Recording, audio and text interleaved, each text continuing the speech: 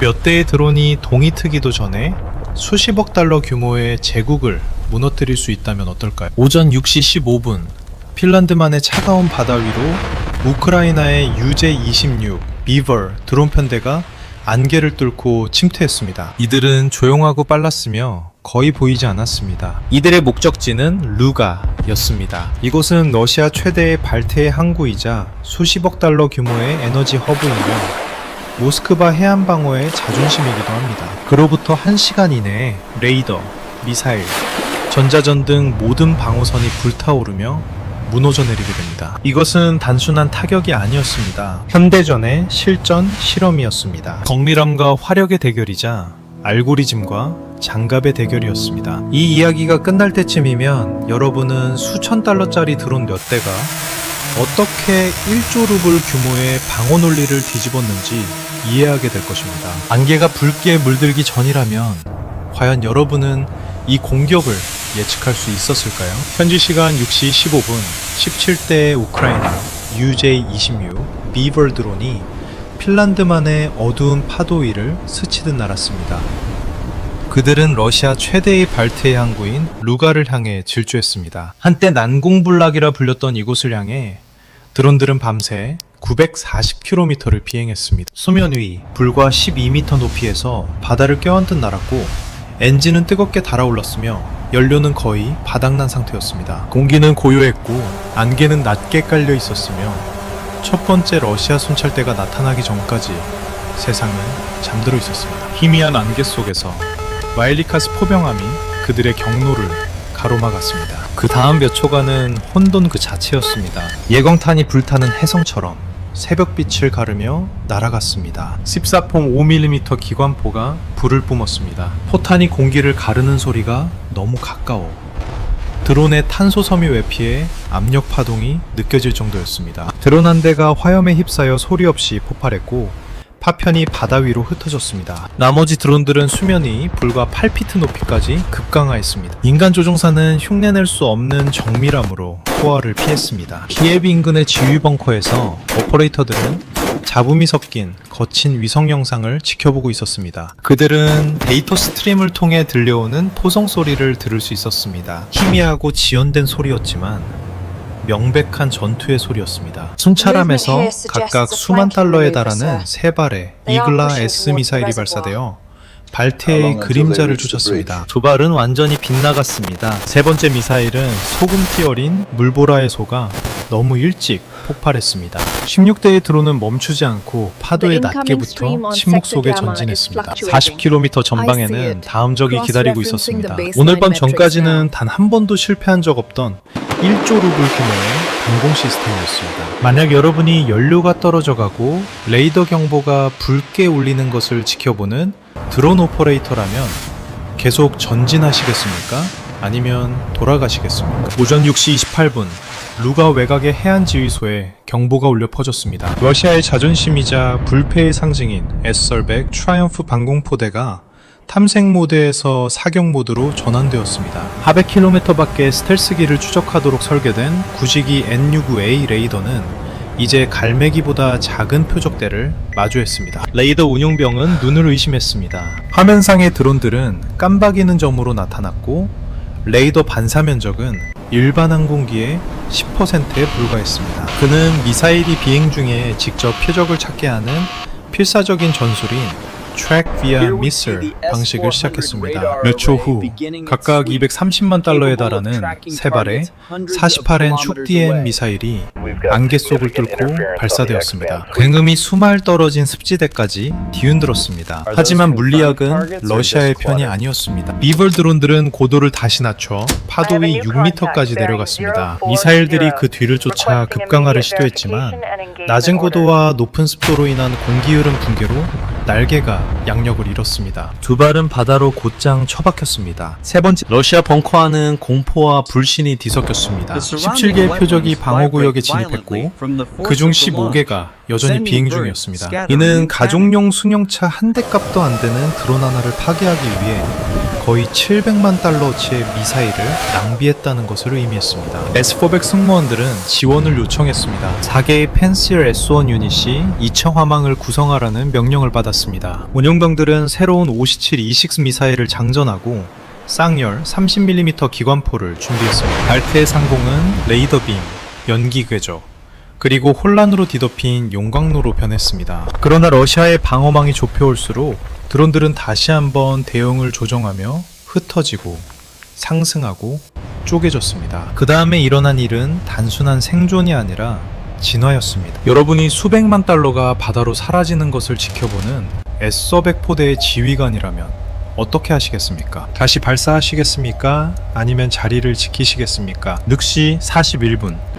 발트해 상공은 비행운과 화염으로 뒤덮인 격자무늬가 되었습니다. 러시아의 근접 방어 골키퍼인 포드의 펜서 S1 시스템이 가동되어 각각 별도의 드론 그룹을 조준했습니다. 한 발당 12만 달러에 달하는 57E6 미사일들이 새 크기만한 열 신호를 쫓아 잇따라 하늘로 치솟았습니다. 첫 번째, 일제 사격이 공중에서 폭발하며 안개 위로 파편을 흩뿌렸습니다. 비버 드론 한 대가 불꽃 구름 속으로 사라졌습니다. 다른 한 대는 날개가 찢겨나갔지만 계속 비행했습니다. 살아남은 드론들은 즉각 반응하여 분석가들이 훗날 스피닝 스타, 기동이라 부르는 움직임을 실행했습니다. 이는 각 드론이 전진하면서 동시에 중심점을 기준으로 나선형으로 회전하여 진입 각도를 끊임없이 바꾸는 기동입니다. 판시일 운용병들에게 그것은 혼돈이었습니다. 그들의 레이더에는 15개의 깔끔한 궤적이 아니라 파편과 반사파가 노이즈로 섞이면서 거의 100개의 조각난 에코가 표시되었습니다. 조준을 유지할 수 없게 되자 그들은 쌍열 30mm 기관포로 전환하여 1 입방킬로미터의 하늘에 분당 5,000발의 포탄을 쏟아부었습니다. 예광탄이 수평선을 주황색으로 물들였습니다. 금속 파편들이 떨어지는 유성처럼 바다로 쏟아졌습니다. 4대의 드론이 산산조각 났습니다. 파편들이 불타는 낙엽처럼 추락했지만 11대는 앞으로 나아갔습니다. 상처 입고 불규칙하게 움직였지만 그들은 멈추지 않았습니다. 러시아 해안선은 이제 날바에서 그론스타드에 이르기까지 유사한 드론대가 보고되면서 중첩된 경보음으로 메아리 쳤습니다. 연기가 거칠 무렵 방어군을 미사일과 탄약으로 2천만 달러 이상을 소비했습니다. 그러나 공격 드론 대부분은 여전히 공중에 있었습니다. 전장은 변했습니다.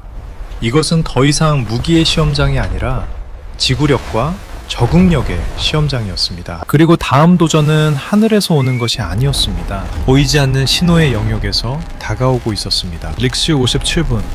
러시아는 보이지 않는 무기인 캐스카 어이 전자전 복합체를 가동했습니다. 이 2,400만 달러짜리 트럭 탑재형 시스템은 전체 주파수 대역을 전자기 소음으로 익사시킬 수 있었습니다. 해안이 내려다 보이는 언덕에서 거대한 접시 안테나가 레이더 위성처럼 회전하며 1.2에서 6GHz에 달하는 전력을 뿜어냈습니다. 몇 초 만에 루가 상공은 잡음으로 포화 상태가 되었습니다. 인간의 귀에는 침묵처럼 들렸을 것입니다. 하지만 우크라이나 드론들에게 그것은 혼돈이었습니다. 명령은 전송도 중에 사라졌습니다. 원격 측정 데이터는 멈췄고 내비게이션 시스템은 깜빡거리기 시작했습니다. 캐스카5의 스윕 앤 듀얼 알고리즘은 하늘을 스캔하여 2.47GHz 제어 채널을 포착하고 20kW의 순수한 간섭 신호를 쏟아부었습니다. 이는 차폐되지 않은 회로를 몇 초 만에 녹이기에 충분한 양이었습니다. 그러나 비벌 드론들은 추락하지 않았습니다. 그들은 초당 128개의 암호화된 주파수 사이를 뛰어넘는 모드로 전환했습니다. 이는 탑재된 AI 코어에 미리 로드된 알고리즘이었습니다. 러시아의 제머들은 다음 도약 주파수를 예측할 수 없게 되자 모든 주파수를 동시에 침수시키는 버라지 제밍으로 강도를 높였습니다. 이 조치는 3메가와트의 전력을 소모했고 인근 3개 마을의 민간 통신을 일시적으로 마비시켰습니다. 그럼에도 불구하고 드론들은 견뎌냈습니다. 신호가 끊어지자 그들은 자율지형 추적 모드로 전환하여 레이더 고도계와 수개월 전 기록된 3D 지도를 이용해 비행했습니다. 하지만 그 이후로 세상은 변해 있었습니다. 새로운 크레인, 타워, 그리고 미완성된 플랫폼들이 안개 속에서 보이지 않게 솟아있었습니다. 60초 만에 3대의 드론이 충돌하여 탄소 외피가 강철에 부딪혀 산산이 조각났습니다. 이제 단 8대만 남은 생존자들은 저장된 메모리에 의존해 앞이 보이지 않는 전자기 폭풍 속을 뚫고 날아갔습니다. 전방에는 루가 그 자체가 있었고 하늘에서 그들을 지워버리기 위해 기다리는 또 하나의 방어선이 남아있었습니다. 없이 22분. 발트에는 짙어지는 안개로 회색빛이 되었습니다. 마지막 할 때의 비벌드로는 수면이 3m까지 고도를 낮춰 비행했는데 소금 안개가 너무 짙어 과학 카메라는 몇 초 만에 시야를 잃었습니다. 레이더 고도계가 끊임없이 울리며 수면에 충돌하는 것을 막았습니다. 공기에서는 정전기, 연료, 그리고 바닷물 냄새가 났습니다. 해안의 러시아 방어군은 미사일에서 수학적 계산으로 전술을 바꿨습니다. 장거리 레이더가 압도당하자 운용병들은 드론이 통과할 것으로 예측되는 좌표 그리드를 수동으로 계산하여 요격 경로를 설정했습니다. 4대의 펜슬 S1 유닛이 순차적으로 발사되었고 포탄들은 안개 속에서 보이지 않는 벽을 만들었습니다. 그 소리는 천둥처럼만 위로 울려 퍼졌습니다. 2대의 드론이 보지도 못한 눈먼 포화에 찢겨 사라졌습니다. 생존한 드론들은 배터리가 15% 이하로 떨어져 시스템의 붉은 경고등이 깜빡이는 상태로 계속 날았습니다. 러시아의 R-34송 스푸핑 어레이가 가동되어 가짜 좌표를 송출하자 GPS 신호가 왜곡되기 시작했습니다. 드론에게 지도는 변형되어 보였고 도로가 있어야 할 곳에 강이 나타났으며 수평선이 휘어졌습니다. 2대의 비벌 드론이 이 거짓 정보를 따르다가 오른쪽으로 선회하여 바다로 곧장 다이빙했습니다. 이제 단 4대의 드론만이 남았습니다. 실시간 영상도 조종사의 입력도 없었고 전력은 거의 바닥만 상태였습니다. 탑재된 컴퓨터는 관성 유도 장치로 전환하여 모션 센서와 자이로스코프를 이용해 사전 프로그래밍된 타격 경로를 유지했습니다. 안개가 짙어지면서 러시아 승무원들조차 그들을 놓쳤습니다. 항구에는 침묵이 돌아왔습니다. 그날 아침 처음 찾아온 고요였지만 그 평온함 아래서 4대의 보이지 않는 기계가 루가의 가장 중요한 목표물을 향해 기어가고 있었습니다. 그것은 이 지역 수출의 절반을 담당하는 극저온 가스 복합단지 였습니다. 열복시 49분 최후의 4대 비버 드론이 유령처럼 안개 속에서 나타났습니다. 전압이 11.2V 아래로 떨어지면서 엔진이 윙윙거리는 소리를 냈고 프로펠러가 습한 공기를 갈랐습니다. 그들 앞에는 420에이커 규모의 파이프, 저장 탱크, 그리고 냉각탑으로 이루어진 거대한 루가 극저온 가스 시설이 솟아 있었습니다. 이곳에는 약 180만 입방미터의 가압 탄화수소가 저장되어 있었습니다. 이 복합단지의 가치는 24억 달러가 넘었습니다. 장갑 순찰대, 물대포, 적외선 센서로 보호받고 있었지만 안개로 인해 시야가 반쯤 가려진 서쪽 플랫폼의 감시병은 너무 늦게 움직임을 포착했습니다. 첫 번째, 드론이 시속 145km로 파이프라인 야드 위를 스쳐 지나갔고 기관총 사격에 스쳐 프로펠러 하나가 부서졌습니다. 하지만 관성으로 인해 기체는 계속 앞으로 나아갔습니다. 드론은 벤팅 매니폴드의 정면으로 충돌했습니다. 폭발은 작았고 하얀 섬광이 일었지만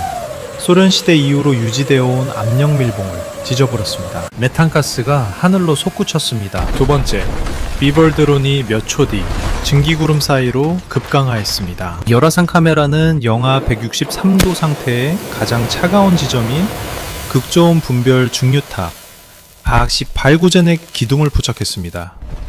내기는 들채 키비 오퍼레이터는 이리디움 위성 링크를 통해 수동 제어권을 가져왔습니다. 2포인트 3초의 지연 시간에도 불구하고 그는 강철 타워와 파이프라인 사이로 드론을 유도했습니다. 모든 명령이 현실보다 한 박자 늦었습니다. 영상이 멈췄을 때 그는 마지막 좌표를 믿고 보이지 않는 상태로 비행했습니다. 충돌. 드론은 시속 40km로 분별. 중류탑의 기단부를 타격했습니다. 18kg의 테르밋 강화 탄두가 즉시 점화되어 2600도 이상의 고열로 타올랐습니다. 폭발은 강철 외피를 뚫고 들어가 내부의 초저온 액체를 기화시켰습니다. 5초 이내의 가스는 부피가 600배로 팽창하며 네트워크에 과도한 압력을 가했습니다. 탱크들이 1번, 6번, 34번 순서대로 파열되었습니다. 그 결과는 떠오르는 태양처럼 단지 전체로 퍼져나가는 연료 기화 폭발이었습니다. 저벙 32무 높이의 불덩어리가 시설을 집어삼켰고 크레인과 저장 탱크, 근처에 주차된 장갑차들을 녹여버렸습니다. 충격파는 20km 밖의 창문들을 산산조각 냈습니다. 6일 동안 화재가 계속되었으며 이는 궤도 위에서도 관측되었고 에스토니아 국경에서도 보였으며 발테의 모든 레이더 화면에 기록되었습니다. 우크라이나의 가장 작은 기계들이 전쟁 중 가장 큰 산업적 손실 중 하나를 입힌 것입니다. 6.15 루가 상공의 불길이 마침내 사그라들었을 때 알아볼 수 있는 것은 아무것도 남아있지 않았습니다. 그저 뒤틀린 강철과 그을린 콘크리트, 그리고 우주에서도 보이는 연기 기둥뿐이었습니다. 24억 달러짜리 시설이 미사일 유도칩 하나 가격보다 싼 기계들에 의해 함락되었습니다. 이것은 단순한 폭발이 아니었습니다. 현대전에서는 정밀함, 데이터, 그리고 인내심이 아무리 강력한 강철 장벽이라도 무너뜨릴 수 있다는 메시지였습니다. 창과 방패의 균형은 영원히 바뀌었습니다. 한때 국가를 강력하게 만들었던 것들이 이제는 그들을 취약하게 만들 수도 있습니다. 세계는 침묵 속에 이를 지켜보았습니다. 하지만 신호는 명확했습니다. 전장은 더 이상 가장 큰 군대를 가진 자의 것이 아닙니다. 먼저 사라질 수 있는 자의 것입니다. 만약 그날 밤 당신이 지휘관이었다면 이 공격이 오는 것을 볼 수 있었을까요?